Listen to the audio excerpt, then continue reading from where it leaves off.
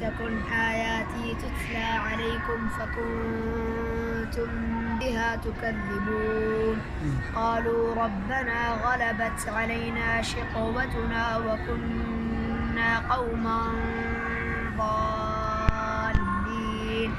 ربنا أخرجنا منها فإن عدنا فإنا ظالمون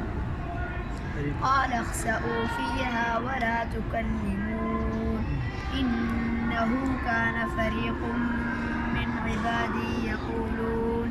يقولون ربنا آمنا فاغفر لنا وارحمنا وأنت خير الراحمين فاتخذتموهم سخريا حتى أنسوكم ذكري وكنتم منهم تضحكون إني جزيتهم اليوم بما صبروا أنهم هم الفائزون